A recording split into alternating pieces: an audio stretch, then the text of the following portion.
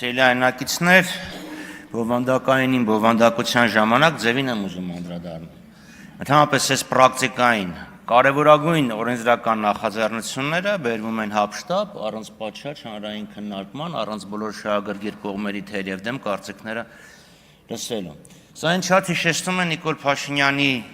կառավարության 25 թվականի կատարողականի մասին հայտարարություն հաշվետվության ժամանակ, երբ ասում են մենք գնացել էինք ընտրությունների մի նախընտրական ծրագրով, ժողովուրդը այդ նախընտրական ծրագիրը մի կողմ դրեց եւ մեզ նոր նախընտրական ծրագիր կամ նոր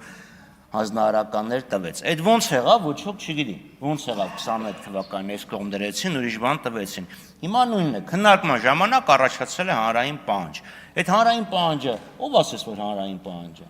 Այսինքն, եթե մի քանի հոգի պատրաստված հարցերով գալիս են եւ այդ գաղափարը սկսում են քննարկել, Օվերտոնի պատուհան են բացում, դա նշանակում է կա հանրային պահանջ։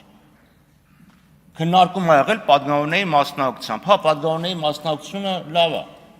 կարևոր է, բայց հանրությունը չի սկսում եւ չի վերջանում պատգամավորներով։ Կան քաղաքական ուժեր, կան հասարակական կազմակերպություններ, որոնք բոլորը այս հարցով զբաղվել են, չգիտեմ, 5, 10, 20, 25 տարի։ Այդ մարդիկ բոլորն ասում են, սա այս օրենքը հակասահմանադրական է, մարդու իրավունքներին հակասում է։ Այսինքն հասարակության մեջ կա հստակ տարանջատում։ Եվ սենց կարևորագույն օրենք բերել 8-րդ գումարման ազգային ժողովի վերջի օրերին հրատապ կարգով արտահերտ նիստում, ներեցեք էլի, հասկանալի է, չէ՞ ինչ եք ուզում ստանով անել։ Շուտ անենք, մտցնենք, բրդենք, սղացնենք, անցնենք դեմոկրատիայի եւ շարաչող թափանցիկության պայմաններում։ Շնորհակալություն։ Ծովինար Վարդանյան, համեցեք։